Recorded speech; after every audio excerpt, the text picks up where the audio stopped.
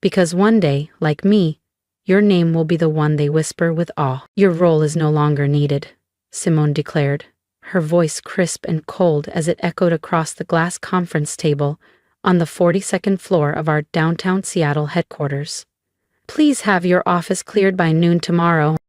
I scanned the room. Board members averted their eyes. A few fidgeted.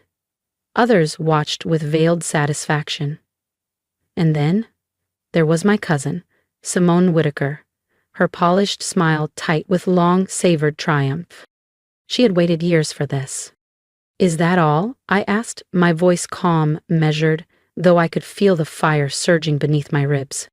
Yes, Brooke, that's all, Simone replied, already shifting her focus to the next agenda item, as if I were a line item to be deleted. I stood, gathered my fountain pen and notebook, and offered a polite nod to the board.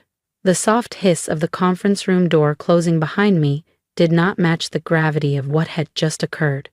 I had just been fired from my own company, Rain Path Logistics, the firm I helped transform from a dusty regional courier into one of the most agile supply chain providers on the West Coast. My name is Brooke Harrison, I'm 44, and 10 minutes ago I was the chief operating officer of the company my mother and uncle started. For the past 12 years, I had been the one negotiating international partnerships, leading warehouse automation, and structuring deals that turned Rain Path into a market leader. Simone? She managed branding, PR, speeches at tech summits. She was the face, I was the function. I returned to my office, floor-to-ceiling windows, minimalist oak desk, and a corner view I'd earned. My assistant Caleb looked up, brows knitted. Brooke? What happened? She fired me. Effective tomorrow, I said simply. Caleb's mouth fell open. She what? After everything you? She can and she did. I sat down, my mind already moving past anger. Uncle Thomas made her CEO. The board went along with it. That's the game now. But you secured our entire Pacific Northwest expansion. You landed the renewable energy contract. I allowed a faint smile. Exactly. I've been a threat for years. She just finally acted on it. Then came the quiet. A stillness that steadied me. I reached into my bottom drawer and retrieved a slim black folder. The one I'd prepared for a moment I always suspected might come. Caleb, I said, remember when I formed Ember Creek Holdings in 2020? The restructuring plan that consolidated our vendor partnerships? His eyes widened. You mean you own? I nodded. Every logistics contract she's depending on, they funnel through my firm. And just like that, I wasn't out of the game. I was holding the board. Your consulting LLC? Caleb asked, his voice hushed but sharp with realization. The one that technically owns all the client contracts? I nodded slowly, allowing myself the first real smile since I walked out of that boardroom. It's time Simone remembers who actually brings in the business. This wasn't a surprise. I'd seen it coming. Years ago, in fact. Our uncle, Thomas Whitaker, had always leaned towards Simone. She was more presentable, more eager to play politics, and most importantly, never challenged his decisions. I did. Often. And with logic he couldn't easily dismiss. Brooke, don't rock the boat, Uncle Thomas would caution whenever I proposed restructuring or investing in automation. Let's keep it steady. Keeping it steady apparently meant letting Simone collect praise for work she didn't understand. While I forged partnerships with renewable energy distributors and negotiated freight rates that cut overhead by 40%, Simone was giving TED-style talks about innovation, using my slides. Outside the office, the pattern held. Simone was always the crowd pleaser. High school valedictorian, tech conference darling, her life was curated like her Instagram feed. I was the one backstage, solving problems and cutting checks. Why don't you smile more like Simone? My aunt used to ask, genuinely puzzled. She's so good with people. So was I, just not in the same way. I built relationships in boardrooms and production floors. I earned loyalty by delivering results, not charm. And eventually, clients began calling me directly, not the company hotline. In 2020, when talk of succession planning began circling, I made my move. With help from my legal team, I created Ember Creek Holdings, a consulting LLC that quietly became the contracting intermediary between RainPath and our biggest clients. On paper, it looked like a move for flexibility and tax efficiency. In truth, it was my escape hatch. This structure allows me to streamline negotiations, I had told Uncle Thomas, pitching it as a way to reduce red tape and improve client retention. He approved it without a second glance. Why question a change that fattened quarterly revenue? And as time passed, I transitioned nearly all major client agreements under Ember Creek. RainPath became the fulfillment arm, nothing more. The contracts were public, the legal framework was sound, but no one in the executive suite had paid attention. Least of all Simone, who was too busy picking marble for her new CEO bathroom to notice that the company she'd just taken over relied entirely on me. When Uncle Thomas announced his retirement last month, she struck fast. Too fast. But now the clock was ticking in reverse. Because Simone might sit in the big chair, but I controlled whether the lights stayed on. The succession plan had been announced 6 weeks earlier. Simone would step into the CEO role, and I, despite being the architect behind most of RainPath's growth, was expected to stay put as COO. Quiet, compliant, operationally invisible. They underestimated me. The morning after I was dismissed, I arrived early, before sunrise. The downtown Seattle skyline was still lit in soft hues of blue-gray, and the building echoed with silence. Most employees wouldn't arrive for another hour. I didn't need an audience. This was for me. I began boxing up my things, client plaques, awards, a photo of my late mother and me at RainPath's first warehouse opening. I had chosen every one of these frames, not for sentiment, but as markers of the battles I'd fought and won. Midway through packing, my phone buzzed. It was Linda Chen, Regional VP at StratusLink Energy, one of our largest clients. "Brooke, what's going on? I just got an email from Simone saying she's now my RainPath contact." I couldn't help the small smile. "Good morning, Linda. Yes, there have been some leadership changes, but our deal is with you," she said, puzzled. "The contract is with Ember Creek Holdings, not RainPath directly." "That's correct," I said evenly. "Simone may not have reviewed the active agreements yet. Would you like me to walk her through it?" "Please do. We signed with you, Brooke, not with the company name." As we hung up, I felt a calm settle over me. I wasn't just packing an office. I was taking inventory of the leverage I had built, one client at a time. Over the next 40 minutes, 3 more calls came in, every one of them echoing the same sentiment. They had signed with me. Not Simone, not RainPath. At 8:29 a.m., just as the elevators dinged and employees began filtering in, my phone rang again. Simone. I let it ring twice before answering. "Brooke, where are the client files?" she demanded. Her voice was clipped, teetering on panic. "And why is Linda Chen saying she won't work with us anymore?" "The client files are in the shared drive," I said smoothly, "organized by account just like always." "What's this about contract ownership?" I could picture her pacing her new office, perfectly manicured fingers clenching her phone. Her designer pantsuit wouldn't do much to hide the red creeping up her neck. "Check the headers, Simone," I said. "Each agreement lists Ember Creek Holdings as the primary contractor. RainPath is the fulfillment partner. The clients didn't choose the logo, they chose me." Silence. "Then, you can't do this."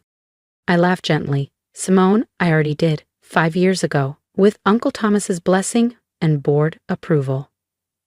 "This is sabotage." "No, Simone, this is strategy.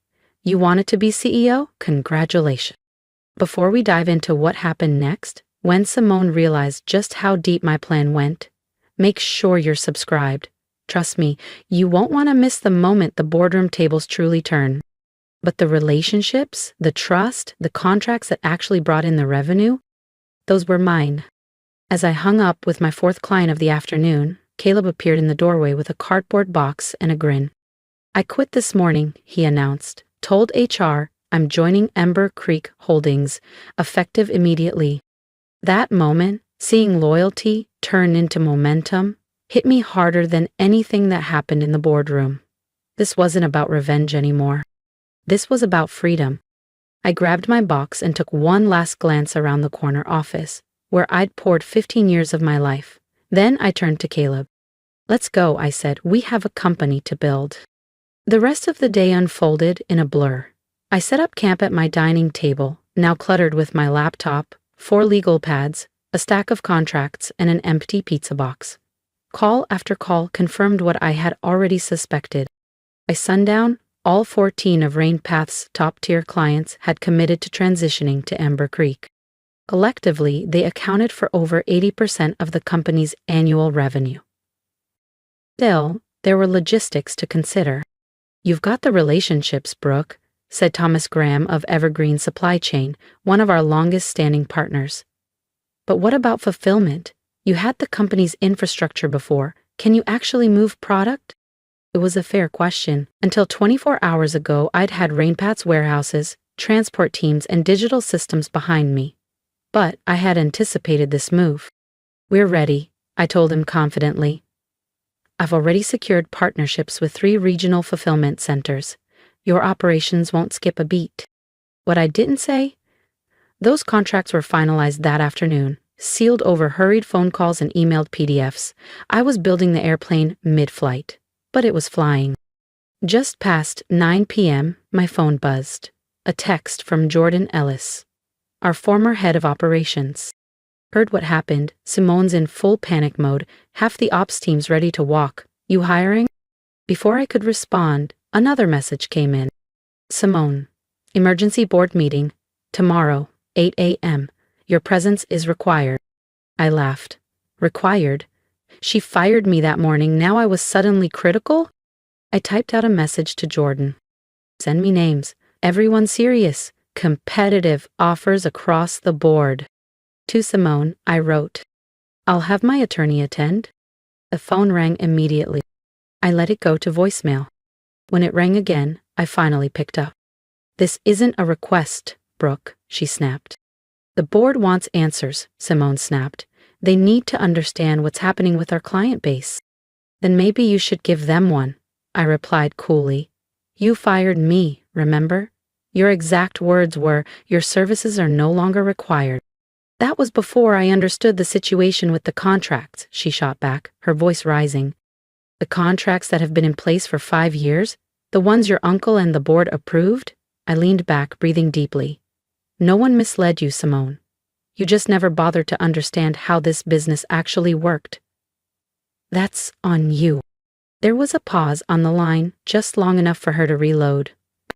"Uncle Thomas will never forgive you for this," she hissed, her voice dripping with manufactured righteousness. A classic Simone tactic. Play the family card, invoke the man who gave her the title, and ignored my contribution for over a decade. "Perhaps," I said evenly. "But unlike you, I've already learned how to live without his approval. Good luck with your meeting tomorrow." I ended the call without waiting for a response. The silence that followed was thick, but not empty. It was full of possibility. Had I spent 15 years preparing for this? Not deliberately, but some part of me had always known Simone would try to cut me out. Ember Creek Holdings wasn't a weapon. It was a shield, a quiet safeguard to protect the value I'd built from the volatility of family ego. My phone buzzed again. "Uncle Thomas, we need to talk." I set the phone aside. Whatever he had to say could wait. Tonight I had a business to build. Clients were already expecting service. The irony wasn't lost on me. In trying to sideline me, Simone had given me the final push I needed to break free. For years, I'd fueled RainPath's rise without ever owning it. Now, I had the chance to create something that was fully mine. I opened my laptop and typed the first line of a new internal brief. Ember Creek Holdings, full-service logistics and strategic solutions. It had a nice ring to it. The next morning came fast. By 7 o'clock EMIX, Jordan had sent me a list of 8 employees ready to jump ship. By 7:30, my attorney Grace Levinson was on her way to RainPath HQ to represent my interests. And by 8 o'clock IMM, I was seated in a temporary co-working space, overlooking Elliott Bay, conducting the first staff meeting as CEO of Ember Creek Holdings. This situation is unique, I told the small team gathered around the conference table. We have the clients, we have the expertise, but we're building infrastructure as we go. I paused, letting the weight of that truth settle. It won't be easy, but here's what we have that RainPath doesn't anymore. The relationships that matter. Caleb and Jordan both nodded, their expressions resolute. The others, mostly analysts and account managers who had followed Jordan, looked equal parts nervous and hopeful. What about warehouse access? Asked Michael Perez, one of our senior logistics specialists. RainPath still holds exclusivity with most of the facilities in the Pacific Northwest. They do, I acknowledged, nodding. Which is why we're not fighting that battle. I've secured interim partnerships in Chattanooga and Louisville. There were a few raised eyebrows. We'll reroute through those facilities until we can stand up our own local network. It won't be perfect, but we'll stay operational. Before anyone could respond, my phone lit up. Grace Levinson calling. I answered and put her on speaker. The board meeting just wrapped, she reported. It was tense. Tell me everything, I said, gesturing for the team to stay seated. Simone tried to argue that your LLC structure, Ember Creek, was a breach of fiduciary duty. She pushed hard for the board to pursue legal action. My stomach tightened. I was confident in our documentation, but Simone was the queen of theatrics. And the board shut her down, Grace said flatly. 2 of the members had read the original agreements and confirmed they knew exactly what they'd signed. They also noted that the structure delivered record-breaking results for 5 years. A wave of relief surged through me. So, no lawsuit? No lawsuit, she confirmed, but they did authorize Simone to extend you a counteroffer. A counteroffer? They want to bring Ember Creek Holdings on as a formal 5-year contractor. Better terms, guaranteed revenue, performance bonuses, 7 figures annually. I let out a sharp laugh. So they fire me, and now they want to hire my company? They're desperate, Brooke. They just lost 80% of their revenue in one day. I looked around the table. Every eye was locked on me. Tell them I'll review it, I said calmly. But we're prioritizing direct client relationships in the meantime. After ending the call, I turned to the team. We have leverage now, options. Are you considering it? Jordan asked, cautious. He'd just bet his career on me. They all had. I'm not considering anything that doesn't include all of you, I said firmly. But having RainPath as a client, not a boss, could work to our advantage. Just then, the temporary office door opened. A courier stepped in, envelope in hand. The courier handed me a thick cream-colored envelope. Inside was a formal offer from RainPath's board, along with a folded, handwritten note. It's from Uncle Thomas. You outplayed us all. I should have made you CEO years ago. I stared at his neat cursive, emotions tightening in my chest.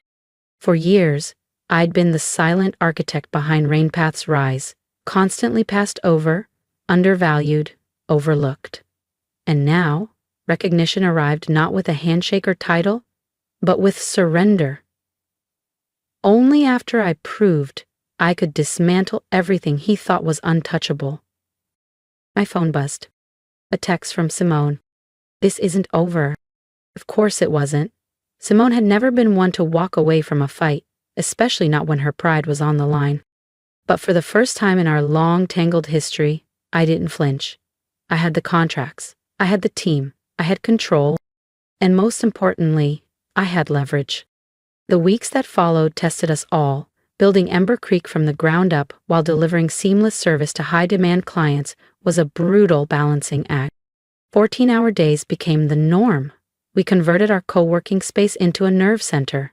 Whiteboards crammed with delivery schedules, procurement flows, partnership deadlines. Every morning, we kicked off with a full team huddle. Every night ended with exhausted debriefs and late-night takeout. The pace was unsustainable, but essential. 3 weeks in, I finally had time to address the board's offer properly. I called Grace Levinson into the office to go over my response. She skimmed the counter-proposal, brows lifting. You're asking for double their offer, plus equity? 5%, I said. Just enough to be heard, not enough to scare them. Grace exhaled. Brooke, may I be blunt? Always. This feels personal, like you're trying to prove something, more than just business sense. Her words hit harder than expected, because she was right. Was I pushing too far, trying to make them feel the weight of all those years I spent in the shadows? Their original offer was solid. Doubling it had been emotional, maybe even vindictive. Revise it, I said. 20% above their initial offer. Keep the equity clause. That's fair market value. Grace nodded. That's more like it, strategic, not emotional. She paused. Have you heard from Simone? Not since that text. She's uncharacteristically quiet. I nodded, my expression unreadable. We have a meeting tomorrow. Just the two of us, off the record, away from the company. She requested it, Grace had said. Do you want me there? I shook my head. Some conversations shouldn't involve lawyers. The next afternoon, I met Simone at a quiet cafe halfway between Rainpath's tower and my temporary office space. She was already there, seated at a corner table, her phone face down, hands wrapped around a cappuccino. Her expression was unreadable. You look tired, she said, as I sat across from her. Building a company is exhausting, I replied. You'd know that if you'd ever done it. It was a cheap shot, but after weeks of sleepless nights and ceaseless pressure, my diplomacy was wearing thin. To her credit, Simone didn't flinch. I've been thinking, she said, stirring her coffee slowly, about why you created that LLC in the first place. Go on, I said, sipping my tea. You never trusted us. Not me, not Uncle Thomas, not the board. You needed your own safety net. I watched the steam rise from her cup. Trust has to be earned, Simone, I said quietly. Thomas spent years ignoring my contributions while elevating yours. You smiled your way through conferences using decks I created. What exactly was I supposed to trust? We're family, she said, like it was some kind of shield. That's the problem. Family businesses fail because people treat blood as qualifications. I leaned forward slightly. Thomas made you CEO because you were easier to control, not because you were qualified. Her eyes narrowed. And you created a shadow company to steal our clients because... What? You're some kind of misunderstood genius? No, I said. I created a framework to protect the value I built. The same value you both exploited until I became inconvenient. Simone's facade cracked, her voice lowered. You want to know why Thomas made me CEO instead of you? She asked. Because you're ruthless, Brooke. This whole scheme, the contracts, the exodus, you'd burn down the whole company just to make a point. The words cut deeper than I expected. Is that how they saw me? I didn't start this fire, I replied evenly. You did when you fired me. I'm just making sure I don't get caught in the blaze. We locked eyes across the table. 2 decades of friction condensed into one charged silence. So, what now? She finally asked. That was the question. 3 months later, I stood in the gleaming lobby of Covenmere Defense, my heels echoing against marble. This contract would push Ember Creek's projected annual revenue past $40 million, nearly double what my team produced under Rainpath. Impressive operation you've built in such a short time, said Edward Hughes, Covenmere's procurement director, as he led me past glass-walled conference rooms. We had a strong launching point, I explained to Edward Hughes, as he led me deeper into Covenmere Defense's state-of-the-art facility. Same team, same standards, just under a new banner. He nodded, giving me a knowing glance. And without the family drama, I hear? I held my smile. Seattle's business circles aren't exactly anonymous, are they? Word gets around, he said with a grin. Every company has its evolution story. Well, Edward replied, pausing beside a towering server cabinet. We're looking forward to this chapter. Your reputation for hands-on execution is exactly what our supply chain overhaul needs. Later that afternoon, I returned to our newly opened permanent offices. A fully renovated warehouse in Sodo, with exposed brick, open workstations, and meeting rooms named after our founding clients. 3 months ago, there were 8 of us working off folding tables and laptops. Now we were 23 strong and counting. Jordan met me at the entrance, his grin giving away the news before he said a word. RainPath's board accepted our counter-proposal, he announced. We're officially their primary logistics partner for the next 3 years. A strange mix of emotions swept through me. Relief, pride, and something quieter. Sadness, maybe? Have they told the company yet? Announcement goes out tomorrow, Jordan said. Simone will have to stand in front of everyone and explain why RainPath is now subcontracting its core business to her cousin. I winced. That can't be easy. Word is, she fought it hard. But the board gave her a choice. Accept the partnership or resign. I nodded slowly. She won't forgive me. Do you care? A fair question. The fracture between Simone and me had existed long before our legal teams got involved. But this made it permanent. Not just a rivalry, a wall. I care, I admitted, but not enough to compromise what we're building here. The next day, our RainPath partnership became public, and with it came a new surge of growth for Ember Creek Holdings. Clients now saw us as the dominant force we were becoming.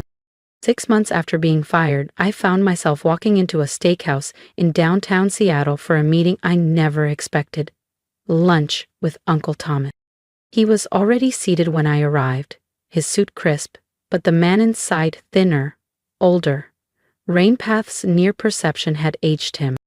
You look good, Brooke, he said as I took my seat. Success suits you. Thank you. My voice was steady, but cautious. He exhaled. I owe you an apology. Several, actually. I said nothing, letting him continue. I should have seen your leadership years ago. I should have named you CEO when I stepped down. He shook his head, regret settling in. I was blinded by tradition, Uncle Thomas admitted, cutting into his steak with the precision of someone used to control. The heir always gets the crown. The oldest, the most polished. I thought that was enough. Simone had strengths, I said, surprising even myself. For all the conflict, a part of me still wanted to be fair. He nodded. She did, but not the ones needed to lead RainPath. You outmaneuvered all of us, Brooke. Quietly built your own lifeboat, right under our noses. He gave a wry smile. I'm still not sure whether I should be furious or impressed. Both are fair, I replied, matching his grin. He paused, then leaned in slightly. The board is considering a restructuring. My brows rose. What kind of restructuring? They want to bring you back, not just Ember Creek as a contractor, but you personally, as CEO of RainPath. I nearly choked on my water. And Simone?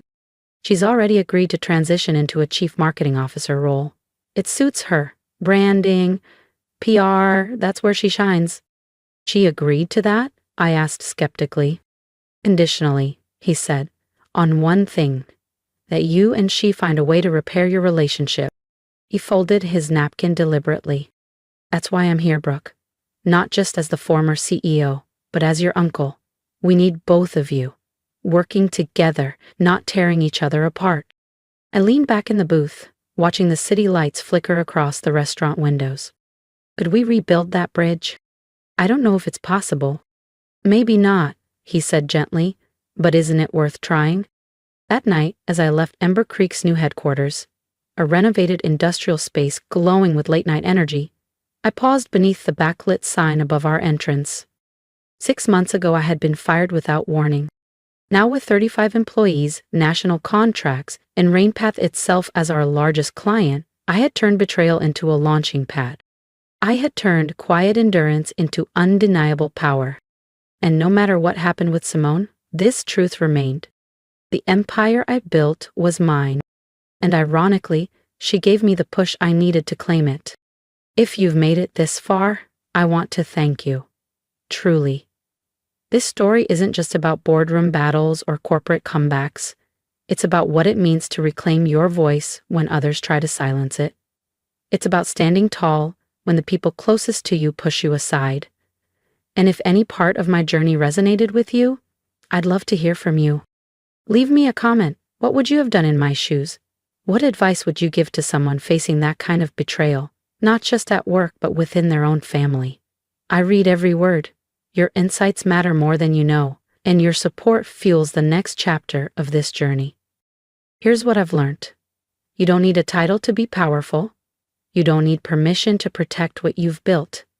And when someone underestimates you, don't get bitter, get sharper, get quieter, and then build something they can't ignore. That's what Ember Creek became for me, not just a business, a boundary, a declaration. So if you've ever been the underestimated one, the overlooked one, the one they thought would stay silent, know this, your story isn't over, it's just getting started.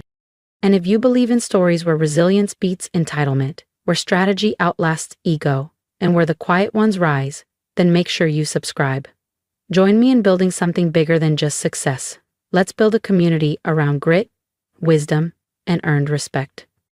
I'm Brooke Harrison, and I'm not done yet. What's your story? Drop it in the comments below. Let's rise together. My name is Jasmine Lee. I'm 34 years old, and 6 years ago, I left Toronto